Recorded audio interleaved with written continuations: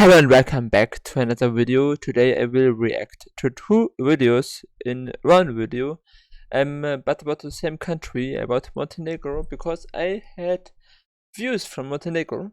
I think it had 30 views from Montenegro when I remember correctly from YouTube analytics. Yeah. So why not Montenegro? One of the former countries which used to be Yugoslavia at some point in history. An interesting area in Europe. And yes, if you are from Montenegro, please tell me how the history of your country, Yugoslavia. You used to be a part of Yugoslavia, your country. How this is seen or viewed in society, how people in Montenegro think about this period of time, and maybe also about the system they lived in, a socialistic, communistic system. Yeah, what they think about this, and also what they think about Tito, the leader, whatever you how they called him, from Yugoslavia. He, as long as he was alive, I think kind of everything worked, or they had common something, the countries, and now they have many difficulties with each other, and kind of even have hate for each other. But yeah, tell me, if you are from Montenegro or one of the other former countries from Yugoslavia, how things are there, and I know it's a very difficult I mean, the countries have difficulties with each other, and yeah, please tell me how it is seen in society about Montenegro now, but maybe also about other countries in the area. When you want me to react to other countries in the area, like Serbia, Croatia, North Macedonia, Albania, Kosovo, or one of the other countries, Bosnian. I think I had all of the countries. Slovenia was also a part of it. Or yeah, tell me if you want me to react to one of the other countries. And yeah, let's start with the video. Montenegro, by the way, is around the same size as Tokyo, as I found out. Here, I made a picture from the true size of, is the website. Is the name of the website. Is the same size, more or less, about the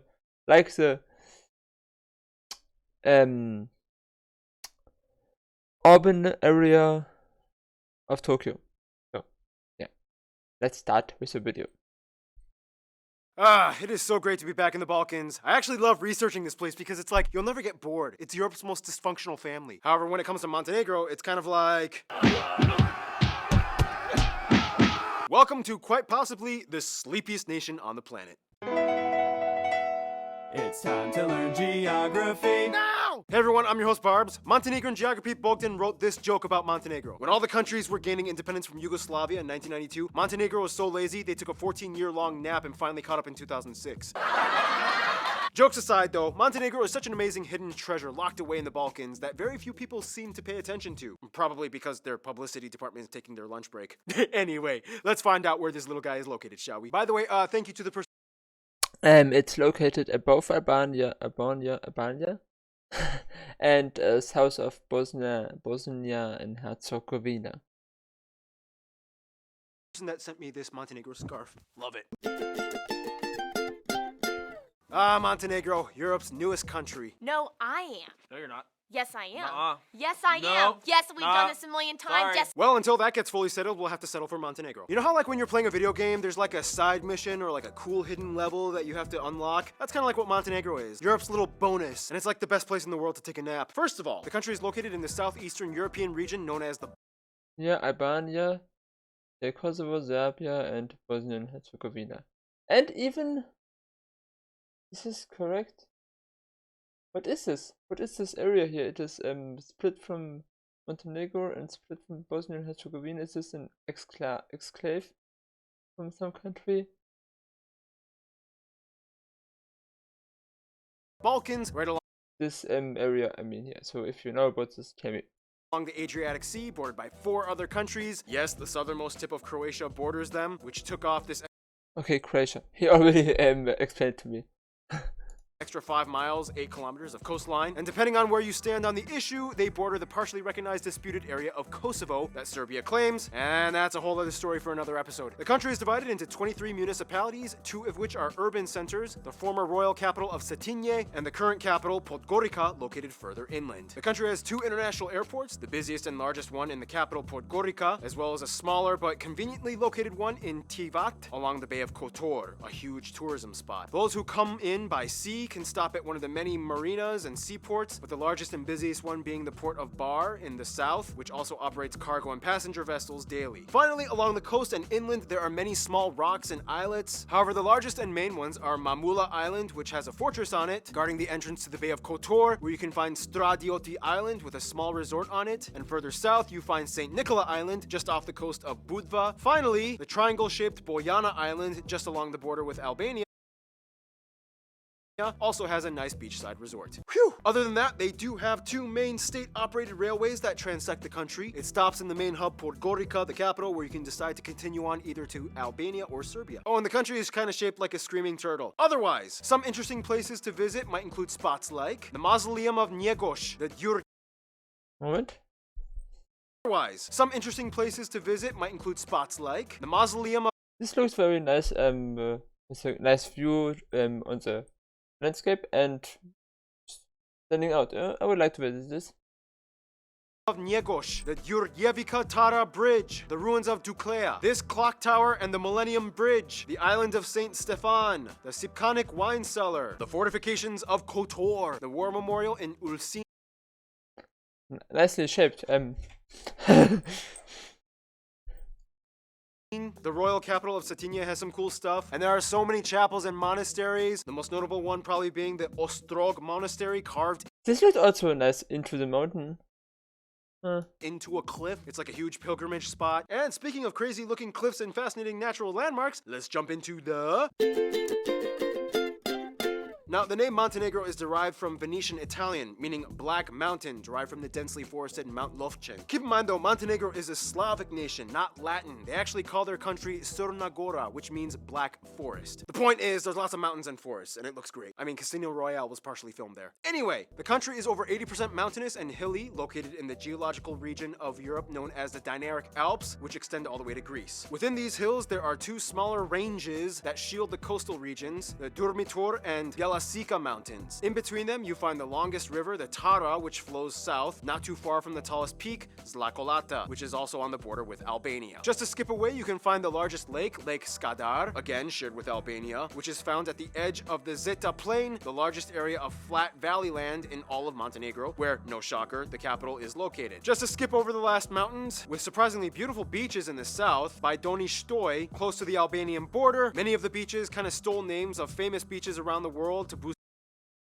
tourism, like Miami Beach or Copacabana. Further up north, Buljarica Beach is one of the most popular areas. Sometimes you can even find flamingos there. And finally up north, you reach the most famous... This is a very interesting bay. It is a bay, oh. Oh, in German it is called, I think, fjord. Maybe I'm also mistaken something, but it looks nice, this water thing. Coastal region, the Bay of Kotor, uniquely shaped in these triple locked marinas with Bay. narrow corridors So he also mentioned this again. It's a bay. that played a huge role in the historical kingdom era. Ah, I love that name, KOTOR. It sounds like some kind of cartoon superhero from the 80s. And speaking of superheroes, time for my triple shot of espresso break, which means Noah comes in and fills in for the physical geography section. You got it. The interesting thing for Montenegro is the number of species per area unit index over 0.8. This means it has the highest index recorded in any European country. Species like fish, amphibians, and brown bears. Out of the 526 species Brown bear? of European birds, it is believed that 333 of them can be regularly found in Montenegro. So yeah, bird watchers, book your flights. Book. As mentioned, the country is loaded with many notable mountain and coastal landmarks. You have the Durmitor and the Blue Grotto Cave. They're just nice, peaceful places to get away from it all, you know, and take a nap. I call the 2,000-year-old olive tree thing. Economically speaking, they aren't really much of an agrarian or resource extraction-based society. Most of their essentials are actually imported. I mean, yes, they do have farms and export a little bit of metal, but ever since the early 2000s, they've been booming in the service, tourism, and foreign investment sectors. To this day, they have consistently placed multiple times at the top of the list of European countries with the largest foreign investment per capita, especially from Russian and British billionaires. So it's like they don't need to farm, people just see potential in this place and pay to see it? Best job ever. And now food. Some of the top notable dishes you guys the Montenegrin geography peeps told us include things like kaçamak, rashtan, njegushki, prosciutto, and cheese. And of course, like all the countries around them, they love a good shot of that pan-Balkan rakia. And speaking of culture, they share... Well, the food looks nice, some of it. When this picture was here, moment, what was it? Here, this picture, it looks like bread. Is it bread? Or is this a below bread and this is the cheese? It looks nice. I don't know what it is exactly, but it looks nice. Prosciutto, and cheese. And of course, like all the countries around them, they love a good shot of that pan-Balkan rakia. And speaking of culture, they share... Whew, gotta love that rakia. Thank you, Noah. Follow him on Instagram. You're welcome. I see you've upgraded to an adult beverage. Yeah, Geography Now does not endorse underage drinking. We are of age though, so we can drink. Just a little disclaimer. Now, I asked a lot of you guys, the Montenegrin geography peeps, how would you guys distinguish yourself apart from the rest of the Balkan cousins? Surprisingly, a lot of you kind of agreed on one thing. You all kind of proudly said something along the lines of, we are kind of known for being the sleepy, lazy people. I mean, they literally even have a lazy Olympics in the town of Brezna. You can win about 400 euros just for being the one that lays down and does nothing for the longest. We should hang out sometime. No, but seriously, they also... It sounds like something.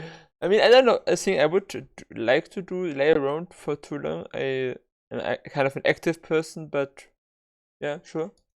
From a very strong background rooted in kingdoms that fought relentlessly against invaders too. Not everything is a siesta here. But anyway, the country has about 630,000 people and is the least populated Balkan nation. The country is multi-ethnic, made up of about 45% that identify as Montenegrins and about 29% Serbian, whereas about 9% are Bosnian, 5% Albanian, and the rest are other groups, mostly Europeans, and a few non-Europeans as well. Although they are not part of the EU, they do use the euro as their currency. They use the type C and F plug outlets, and they drive on the right side. That's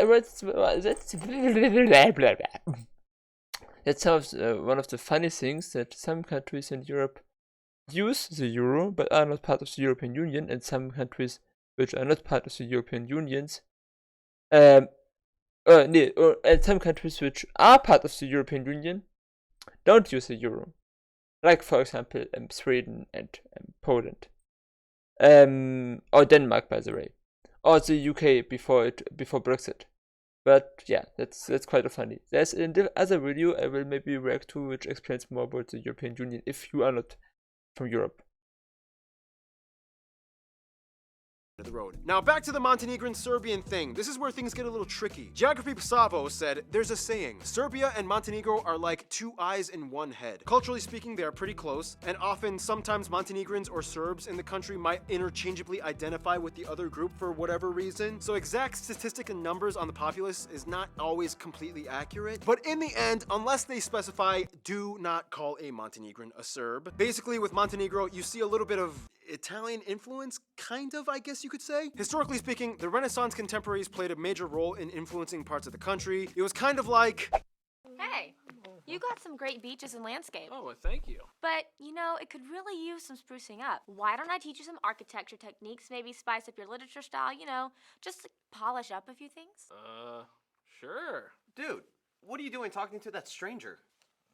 Oh, and I'm gonna give you a name. And that's kind of how it happened. Their traditional costumes are a little different, a little more colorful than their Serbian brothers and sisters. They also have their own folklore national dances like the Oro dance or Eagle dance. Weddings are fun. Traditionally, couples will plant an olive tree together to symbolize unity. Like we explained in the Bosnia and Herzegovina episode, basically all of these countries more or less can understand each other. There might be some small subtle accents or word switches, but let's not fool ourselves. They all pretty much get each other when they talk. It's like, Hi, I'm speaking Australian. Hi, I'm speaking Alabama. Hello, I'm speaking Belize. oi, your bum's out the window. What you be saying, lads and lass? What the hell? Now, the Montenegrin language can be written in both the Cyrillic and Latin alphabets. They have a few extra letters. However, I've been told that recently more people have been favoring the Latin one. Faith-wise, again, the nation is quite diverse, so you get people from multiple denominations, but the most predominant one adhered to being Eastern Orthodox. At least 3/4 of the population claims to be a part of the church, and the second largest one being Islam at about 20%. In addition, Montenegro is known for being the second tallest country on earth after the Netherlands, which has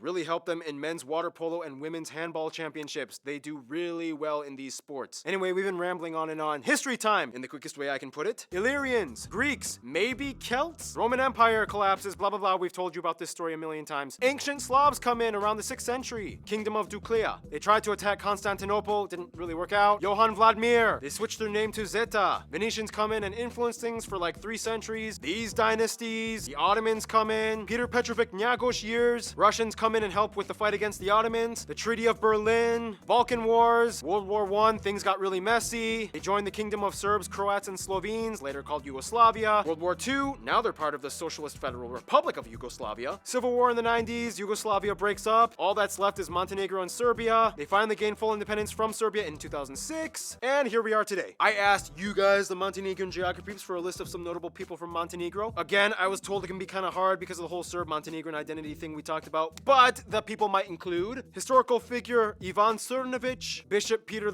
Petrovic Njegoš, King Nikola Petrovic, these football players, these NBA stars, these painters, this musician guy, Mima Karadzic, Mladen Nelevic, this comedy group, and finally, Dusan Vukotic. So many creative people. I mean, when you have all that time to chill and think, no surprise. Now, let's just finish up this episode with the last segment. I want to take a nap. Montenegro is seriously the most relaxed and chill former Yugoslav country. They don't really start any drama, and all their neighbors, let alone visitors from all over the world, love to come and enjoy the tranquil forests and beaches. It's just how it is. First of all, the EU has been getting more and more close over the years, and currently Montenegro is a candidate to join with lots of outside support, especially Italy, who has helped and influenced them greatly in the past. Russia is also very close. Montenegrins will never forget the role they played in assisting and protecting them from the Ottoman Empire. Nonetheless, they must have slept in and forgot the memo that joining NATO was totally something Russia would feel a little antsy about. Their inner circle, of course, would be the former Yugoslav states like Bosnia and Herzegovina and Croatia, to some extent maybe even Slovenia. These countries are some of their biggest trading partners, and many Montenegrins have family in each nation. When it comes to their best friends, however, most Montenegrins will probably say Serbia. Despite the desire to clearly distinguish themselves apart, they are essentially blood brothers, 2 eyes and 1 head. Not only is business crucial between them, as Serbia likes to use Montenegro's ports as access to the Mediterranean, but many Montenegrins go to school in Serbia, marry Serbians, and have families with them. In conclusion, hey, if your country went through over 1,000 years of wars, dynasties, battles, political turmoil, chances are you'd probably want to take a nap too, okay? You deserve every last bit of that lazy stereotype Montenegro. Go ahead, knock yourself out. Stay tuned, Morocco is coming up next. Yeah. An interesting country where they like to take naps so often. When it is true, I think it should be true, yeah. Probably. And interesting place. It looks very nice. The coastal areas, about the mountainous places. There have been some pictures from churches and so yeah. But also the coasts are probably nice. I thought about just making the next video also right now in this video about the flag, Fan Friday Montenegro. There he talks always about the flag also and corrects some mistakes he made in the episode, or say some other things from which need to be said. People write comments, I think, and then he talks about this and other things. So I will now react to the first Fan Friday video. So yeah. By the way, if you have not done it already and enjoy my content, please subscribe. help me out, get some more subscribers. And yeah, let's continue with the next video. Okay, I'm stupid. I muted the tab. So I unmute the tab and let's Hey everybody, go. welcome back to Flag/Fan Friday. Hope you liked the Montenegro episode. As you know, this is the part where I talk about the things that didn't quite make it into the video. For one, it's Podgorica, not Podgorica. And I got the wrong picture for the basketball player. It was kind of briefly mentioned, but we didn't talk too much about the fact that Montenegro has Europe's deepest canyon. The Tara River Canyon goes over 1,300 meters deep. An amazing place, very lush and green, looks really cool. And I didn't really talk too much about it, but I really wanted to discuss more about how Montenegro was its own independent sovereign kingdom or principality in the past, prior to all that Yugoslavia stuff. Basically, after the Byzantine Empire, the kingdom of Duklia kind of broke off, and that was kind of like the first proto-Montenegro. During the Ottoman times, they were kind of known as like the problematic region that the Turks kept having troubles with because they were like... Interesting. So the kind of original Montenegro country, or the first time this was mentioning, maybe did they also had the same name at this time in this kingdom, also Montenegro? Very disgruntled and had a lot of rebellions. They even tried to give them like a level of autonomy, but they were like, no. Then this bishop prince guy was finally like, okay, let's make one last stand. And then yada yada yada, the Treaty of Berlin was signed. So yeah, those are kind of like the biggest things I didn't mention. There's probably a lot more. If you know of anything, please feel free to put it in the comments. But in the meantime, we got the flag. So without further ado... Montenegro. I still can't get over that whole like lazy Olympics thing. Raise your hand if you think you could win. I think the record is like over 50 hours of just laying down and doing nothing. 50 hours? I could never have do this. I'm already when it's this 8 hours. When I sleep 8 hours, it's already I feel I have to do something. I can't lay anymore. Sometimes I also just sleep 6 or so hours. I know it's sometimes maybe too less, but I would never sleep more than or lay in bed more than 12 hours. This would be no.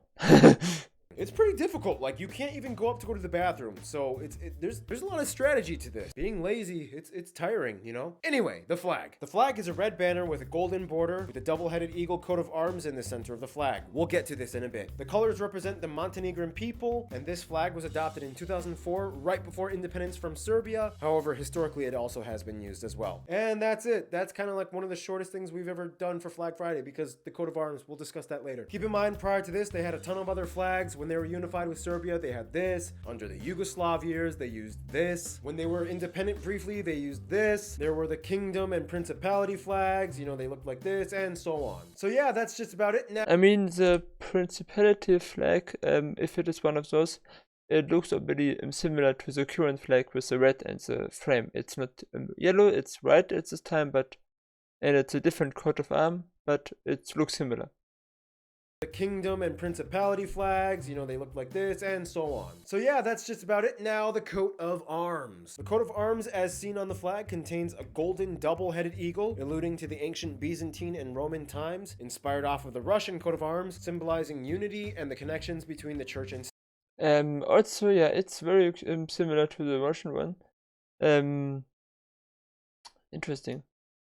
On the chest of the eagle is a shield with a lion, which refers to the Lion of Judah, alluding to the church and the theme of resurrection of Christ, derived from the motif of the arms of Venice, since they played an influential role for Montenegro historically. The eagle holds a scepter and orb in each talon with crosses on them, as well as a crown on top to symbolize the Petrovic-Njegoš dynasty. Historically, they kind of added the religious symbols to kind of be like an ideological marker to distinguish themselves to the Ottomans and let them know that they weren't going to adhere to their Islamic ways.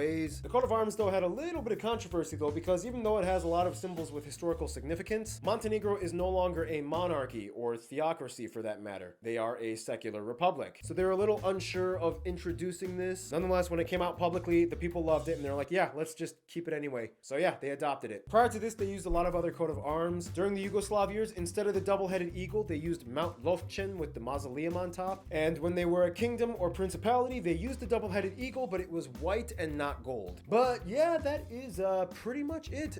So you know what that means? It's time for Geography fan mail time. All right, here we go. And of course, as usual, we need help while we're doing this. So without further ado, Yay! Ken's here. We always start off with Postcards. postcards. Robbie visited Barcelona. From Alexi. It's a hologram postcard. That's really cool. Paula and Gianluca, who visited Seville, Spain. We got a postcard from the Netherlands. Ruben and Ricardo. Windmills. Gotta love windmills. We gotta visit Vincent sometime. And in the Netherlands, they speak English or Dutch or more. Come on, Ken. Sonia, I think they speak Dutch, and maybe also English at some places. who visited Mount Shasta. Ooh, We got a postcard from Montenegro, the country that you just covered. perfect. Wow, nice. Yes. All you wrote was hello from Ireland. Anton from Sicily. Nice. Carolyn and Sebastian from Germany. It's a cat postcard. Now letters and packages. A letter from Richard. Oh, it's a drawing of Limberwisk. Greetings from Würzburg. Würzburg. Würzburg. Würzburg, yeah. It's a German city in Bavaria. Würzburg from Germany, from Deutschland. So yeah, it's cool. Even it gives instructions. Unfold it this way, and Of course, and you Germans are always telling you how to like figure stuff out. Yeah. They're so organized. How to enjoy a postcard. Let's see. Patrick is from Los Angeles. We're literally in our city. He did a lot of traveling, and he sent in a Nepalese rupee. Cool. What is the animal? Is that? Oh, it's an ox. It's a yak. Or yak. Yeah, they got a lot Oh, of yak. We got a package of Spencer from North Carolina. I was gonna say New Carolina. Yeah, that's state pending. Oh my God, there's like saltwater taffy here. You try some, Ken. Your metabolism is way better and faster than mine. So Yeah, well, I could eat anything. this guy just sends a tons of random. Dude, there's a rock inside this postcard. Piece of land from Dude, that's part of the Berlin Wall. Oh my God, this is a piece of the Berlin. Awesome. By the way, tomorrow we have the German Independence, German National Day, whatever you want to call it, 3rd of October. The unified Germany is celebrated there, blah blah blah. So yeah, piece of the German Berlin Wall, amazing. I am amazed, really. Wall. Japanese lollipops inside. Oh, Colored those are pencils. pens. The Pantheon. It's that thing in Italy, actually. Italy. Yeah. The Pantheon, isn't it the Pantheon in Greece? Am I stupid? Oh, okay. I actually went here. It was originally supposed to be a Greek like church thing, but then they converted it into a cathedral. Thank you so much, Spencer. This is all cool stuff. Spencer, you rock. You rock my. I gotta keep it PG-13. Yeah. Sent from the UK, I guess. What is this? Oh, I know what this is. So that is the Sami flag. It's for the Sami people in Lapland / Northern Europe. Wow, it's a beautiful flag. Ida, who is half Norwegian, half Finnish. Hey Barbs, you probably recognize the flag from your trip to Finland, and you're perhaps anticipating that I am one of your very few Sami subscribers. Oh, I'm very sorry to disappoint you. I'm not. Ida was, she grew up in an area with a lot of Sami people around her, and she even learned some of the language, but she forgot over time because her parents are not Sami. If you guys don't know anything about the Sami people, very interesting, fascinating people group that live in Lapland in Northern Europe. You got a New package Zealand. from New Zealand, sent from Verena and Ben. You even get to make your own penguin. It's like a kiwi. Kiwi. I take it back. It's a kiwi. It's like a kiwi assembly. What is this? Like a LED flashlight? There's there you go. It lights up. Penguin Pete. We got boots. So cute. And it's a flashlight. Oh, Christchurch, New Zealand. I've been there. What's Christchurch? Christchurch is the earthquake capital of the world. It's the southern island of New Zealand. It has so many earthquakes. That's why They have a lot of earthquakes. we should totally assemble that. Do you want to assemble it now? More earthquakes than in Chile. I think Chile has a lot of earthquakes. I will also react to a Chile joke if you know at some point. Yeah, but later. Now, I mean, while I read the next one. Oh, totally. All right. Yes. Ken, your job is to assemble this. Sign me up. Figure out how the kiwi is made. There we go. Oh shoot! No, I didn't break it, did I? No! No! Oh, I broke off the beak of the kiwi! Oh, you did. No! I think I have super glue. Hold on, I'll save the day. Terrible idea. This is the worst thing that's ever happened on can't the believe show. we're- I killed the kiwi! Wait, I got the beak on backwards. Ah! It's all done. Yay! You killed the kiwi. Don't hate me, New Zealand. I'm Yeah. sorry. I desecrated their national symbol. It's like, it's my fault. I'm so sorry, New Zealand. Pascal. Oh, he visited Ireland. Woohoo. Wrote it in French. I can't read. Oh, I wrote in French. I can. Salut Barbs, mon nom est Pascal et je suis un Canadien de Canada. J'ai récemment voyagé en Irlande et j'étais ramené. When I would read French, I think I would understand at least the basics. Hearing is more difficult, of course. Carte postale. Tu pourrais t'en servir pour décorer le cachot de Ken. So he wants you to have some of these to decorate your dungeon. Oh, okay. Great. I saw my name there. Okay, we got a package from... I can't see the name because they put a sticker on They top. always put a sticker on the name. It's like my public post box always puts these big stickers on like the most important part of the package. It's like, Yeah. anyway. Anyways, looks like we got a bunch of snacks here. I love snacks. Love your show. Sending you some Greek candy bars. Oh, this is what they are. Elliot from Denmark, a metro guide for all of Copenhagen. I love Copenhagen. I've been there like twice. It's amazing. This area, Christiantown. It's like where the hippies live. Package from the Netherlands. Marcel, nice. He lives in Dutch province of Friesland. Friesland. Yeah, this is the flag of Friesland. It's one of the only few flags with hearts on it. So it's a school teacher and they had their students design flags for the United States. A more modern version of it. République Française, France. Oh, so this guy is from Occitan, Toulouse. Occitan keychain. The language of the region is Occitan. It's not very widely spoken anymore, but we can still hear it on the subway of Toulouse. Oh, I didn't know that. And I also sent some bonbons à la voilette. Try a violet candy. See how you like it. It does taste like the color purple. This is what I imagined violet would taste like. Carl from, I believe, New York. Oh my god, I thought I said Karl Marx. It looks so much like it, but is that an X? That's not okay. His last name is not Karl Marx. Oh, okay, So this is really cool. He sent us a ton of clothing items. This one's for Noah. I guess this is for you, Ken. Get out of jail free. We got a package from Austria. Marcin from Poland. Hello, neat little thing. Oh, that's so adorable. The videos help me so much, sometimes better than my geography teacher. Oh, wow. We beat a teacher in Poland. Oh, send some sweets and Polish currency. All right, last one. This is a box from Australia. Oh my gosh, it costs a lot to mail it. Oh my gosh. Whoa. But it was worth it. Whoa, is that Milo? We have this in Mexican markets. I just never bought one of these because I don't even know what this is. It's like a nutritional chocolate drink or something. You mix it with water, I think. Oh, it's like the Gatorade of chocolate. Yeah, there you go. Twisties! Twisties. Oh my god, Keith has to be here for this. We got it. Okay, we'll save this for Keith. Eucalyptus honey candy? What's Eucalyptus. You know, like the tree. Like the ones that only koalas eat. Oh, koala Eucalyptus. food. Australian geography, Reese. Whoa, that's your name. Reese? Reese. Yeah, Reese. nice. Well, Reese, dude, thank you so much. All right, so that's just about it, but you know what time it is? Return address contest. Finally got it after Yes. all these times of you failing it and not getting fired. So, put all your return addresses in this bag. Ken is gonna pick one out. Whoever wins gets this scratch-off map. Sponsored by Geography Federico. If you don't win, you can buy one. Go to this link right here. It'll also be in the description. All right, ready? And pick one out. All Pick right, one. reach in. All right. Yeah. Good luck. All right. What do we It got? looks like Helen from Thessaloniki. Thessaloniki. Thessaloniki. From Greece. Greece. Yay. Nice. You just won, Helen. So that's just about it. Thank you guys for sending all these things. I love putting your hometowns and countries on display. Ken, any last words you want to say to everybody? Stay tuned. Stay cool. Stay in school. Stay in school. Don't do drugs. Don't do- all inspirational quote here. Insert inspirational quote here. There you Go go. geography. All right, have a good night, guys. Okay. Interesting. It was the first time I reacted to a Fan Friday video. The video is of course therefore a bit longer than the other video. I mean, I had also longer geography reactions, but the video itself was just 10 minutes long, so it's now over half an hour. So it's much longer than the original video. Also put together with the Fan Friday video, but interesting. Montenegro is probably an interesting country, and when I have the opportunity, I will travel there. Seems nice.